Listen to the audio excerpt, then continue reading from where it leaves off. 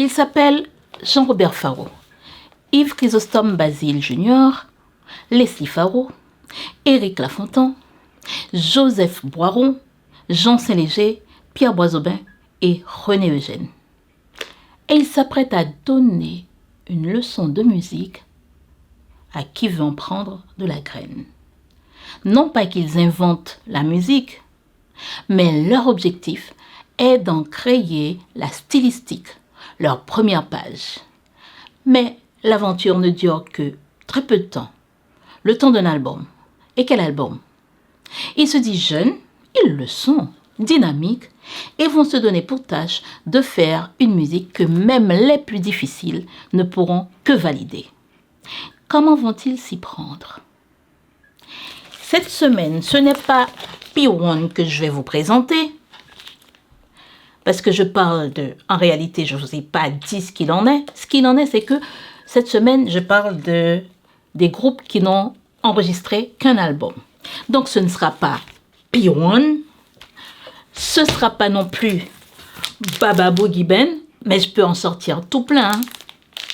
Ce n'est pas de Cobra Ben dont il s'agit. Est-ce que vous voyez bien? Non, il s'agit aujourd'hui, dans les années folles, de Afro Combo de Boston.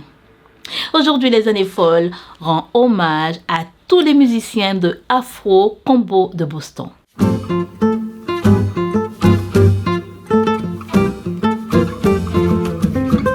Bonsoir à tous et bienvenue dans les salons de votre émission préférée, Les Années Folles. Les Années Folles, comme vous le savez, c'est une émission qui fait la part belle aux artistes qui ont marqué leur temps et tant qu'à faire aux groupes qui ont marqué leur passage, quitte à ce qu'ils aient enregistré qu'un album. Donc nous avons beaucoup d'artistes à honorer et beaucoup de groupes aussi. Il y en a qui ont marqué le paysage parce qu'ils sont, comment dire, des mastodontes. Ce sont des mastodontes. Et puis il y en a d'autres qui ne vont pas faire long feu, en quelque sorte, mais qui malgré tout ont laissé leur marque. Oui, dans le paysage musical haïtien. Bien entendu, vous qui connaissez ces groupes, sans doute les avez-vous oubliés. Vous qui venez nous voir pour la première fois dans les années folles, qui est d'une autre génération, c'est peut-être le moment de découvrir des monuments, le moment de partir à la découverte de ceux qui ont travaillé avant vous, si vous êtes musicien par exemple, ou si vous aimez la musique, tout simplement. Donc, dans le cadre de notre voyage à travers le temps, dans le paysage musical haïtien, nous allons prendre l'avion pour les États-Unis et nous allons nous arrêter dans la ville de Boston. Mais attention, dans la ville de Boston, je ne vous parlerai pas de Volo Volo de Boston. On y reviendra. Je vais vous parler de ce groupe, un petit groupe, non, d'un groupe qui a existé le temps de cet album. Donc, je débarque.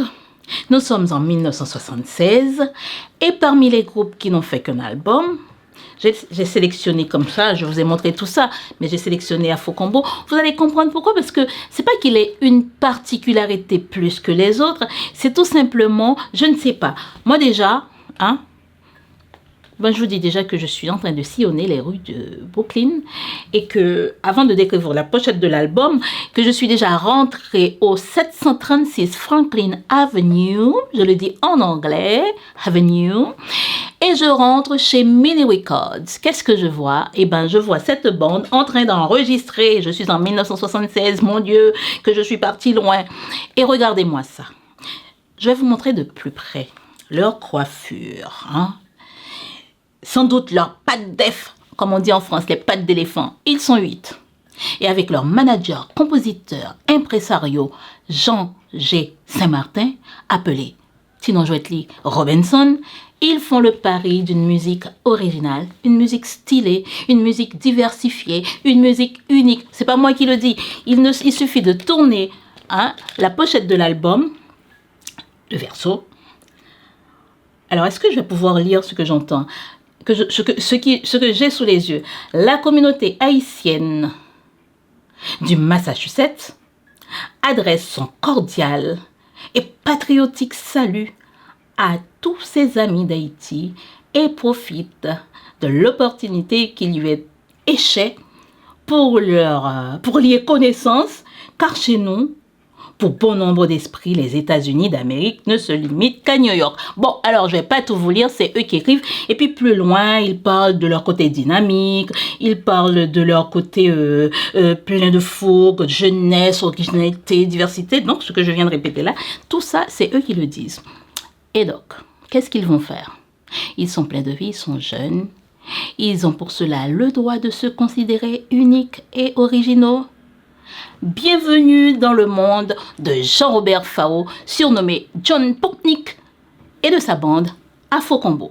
Afro Combo de Boston enregistre son premier album Stylistique, page 1.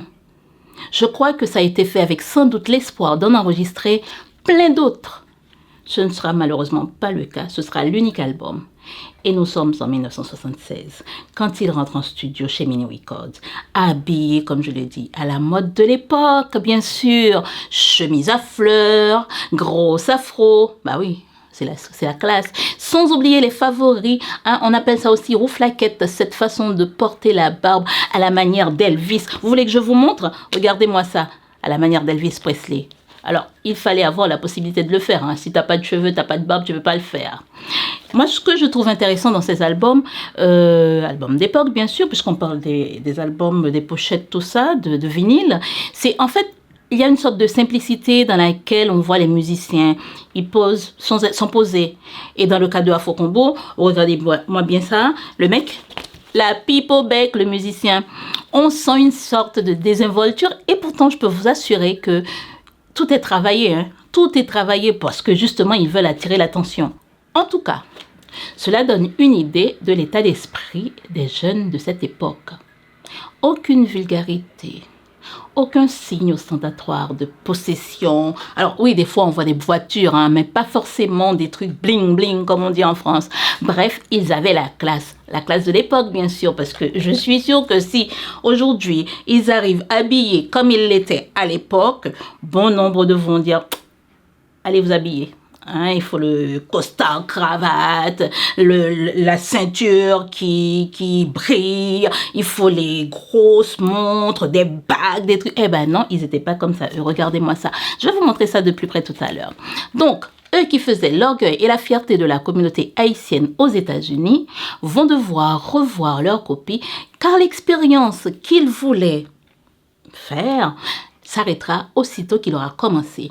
Les musiciens se dispersent et c'est ainsi que 4 ans plus tard, le maestro directeur musical et organiste de Afro Combo va rejoindre les rangs du Volo Volo de Boston. Mais je ne m'arrêterai surtout pas sur le Volo Volo de Boston parce que c'est toute une histoire à lui tout seul. Dans ce cas, on continue à parler des Afro Combo. Afro-combo, afro-combistes, comment je pourrais les appeler ces messieurs-là? Il va être au clavier et il va retrouver son partenaire Yves Chrysostome Basile, dit Chris, ou tout simplement Chris Basile, qui lui avait franchi le pas de la porte du Volo Volo de Boston une année avant. Nous sommes en 1980 et avec le Volo Volo, il va enregistrer son 3e album. Non, pas son 3e album, son premier album, mais le 3e album pour le maestro Hans Felix.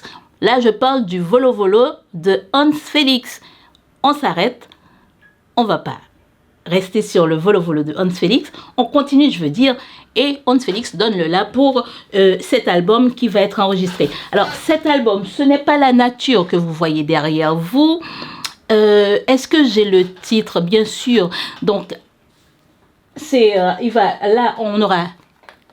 là on a Chrysostome qui est dessus, Chris Basile, et puis qui est rejoint par son compère Jean-Robert Fao. Éric Lafontaine, dit Eric, le guitariste solo, n'avait pas commencé sa carrière avec Afro Combo. Bien entendu, il y en a qui ont eu une carrière et d'autres qui ont commencé avec. Eh bien lui, Éric Lafontaine, pour savoir où il était, pour connaître son parcours, je vais devoir reprendre l'avion pour partir en Haïti. je prends la voiture en direction des Cayes et je vois évoluer Éric Lafontaine avec qui? Avec les Lionceaux des Cayes, avec un certain Léon Dimanche comme maestro. Et vous pourrez retrouver le travail de Lafontaine sur l'album Une voix de Léon Dimanche et les Lionceaux. Ce titre reflète bien le chanteur qu'est Léon Dimanche, mais on ne va pas parler de Léon Dimanche aujourd'hui parce que ce qui nous intéresse, c'est plutôt Afro-Combo, les musiciens d'Afro-Combo, leur parcours. Pour écouter tout le travail, pour apprécier tout le travail de Lafontaine, dit Eric, ou Eric des fois, il faut aller écouter l'album sur le www.haiti Inter, ou du moins, ce que vous pouvez faire, qui est encore plus simple, parce que je n'ai pas fini de dire Haiti Inter, il faut télécharger l'application. C'est encore plus simple. Donc, dans ce groupe, à la guitare accompagnement, vous avez, j'appelle, tout ce que vous voulez, Joe Tiger. Joe Tiger, eh ben, son vrai nom, c'est Joseph Boiron. Après l'aventure de Afro-Combo, je vous dis qui dure le temps d'un album, je ne dirai pas une année, parce que c'est pas parce qu'ils ont enregistré un album en 76 que c'est à ce moment-là qu'ils ont commencé. Peut-être que Chris viendra nous le dire. Eh bien, après l'aventure de Afro-Combo de Boston, il va intégrer en 1988 le Dixie Band El Unico. Mais avant de rejoindre la bande à Ulrich Bosi, il avait fait partie de Yafa Band, qui scelle son existence lui aussi par l'enregistrement d'un album, un album que vous pouvez apprécier à sa juste valeur. Là encore, pour cela, il faudra aller sur l'application. Donc, sous la direction du guitariste Jean-Claude Pétion, Joe Tiger laisse la guitare et s'empare désormais du micro. Bien sûr, c'est pas parce qu'il joue de la guitare qu'il ne sait pas chanter. Bien sûr qu'il sait chanter. Des 8 musiciens qui forment le Afro-Combo de Boston, il y avait d'autres membres. Il y avait le trésorier, le producteur, etc. 4 d'entre eux, des musiciens, ne laisseront aucune trace quant à la poursuite d'une quelconque activité musicale. Il s'agit du bassiste Leslie Faro, qu'on appelait Mimise, du batteur Pierre Boisaudet. En tout cas, moi, je ne l'ai pas trouvé, qui avait son petit nom jouette, comme on dit, guest star. Il jouait de la batterie américaine. Et puis, il y a le joueur de conga Jean Saint-Léger, qu'on appelait El Diablo. Il y a aussi René Eugène Toto Brown, qui ne semble pas avoir continué à faire de la musique, puisque dans mes recherches, je ne les ai retrouvés nulle part. Pas en activité musicale où ils travailleraient de la musique. Peut-être qu'ils ont continué à travailler comme ça, en privé, en passionné, mais pas officiellement avec d'autres groupes. Par contre, si vous savez où ils sont, vous mettez des commentaires là, sous la vidéo, et vous me racontez tout. Comme ça, la prochaine fois, je viens raconter tout à tous ceux qui n'ont pas encore écouté l'histoire de Afro-Combo de Boston. Alors, pour que Afro-Combo de Boston enregistre un tel album, parce qu'en fait, ce que vous devez savoir, c'est un très bel album. Je vous dis qu'ils n'ont absolument rien inventé, mais ils ont bien travaillé leurs leçons. Donc, pour que cela se fasse, il y a un homme dans l'ombre. Il travaillait d'arrache-pied à la réalisation de cet album, car ce sont ses compositions qui sont sur cet album. Il s'appelle Jean Saint-Martin, Jean G. Saint-Martin, et il était tour à tour compositeur, impresario, manager. On voit souvent ceux qui sont sur la scène, en oubliant toujours ceux qui sont derrière, les petites mains qui travaillent à faire des musiciens ce qu'ils sont. Pour que vous preniez le poids de cet album de Afro-Combo de Boston, il faut vraiment que vous alliez l'écouter. Vraiment, il faut y aller vite. Télécharger notre application pour pouvoir apprécier tout ça. Donc, moi, je vous ai parlé de Afro-Combo de Boston que vous pouvez écouter sur la radio. C'est notre façon à nous de dire hommage, de dire un hommage bien mérité à tous ces musiciens qui ont formé ce groupe, car même s'ils n'ont pas existé longtemps, leur travail, ce bel album, c'est à écouter sans modération.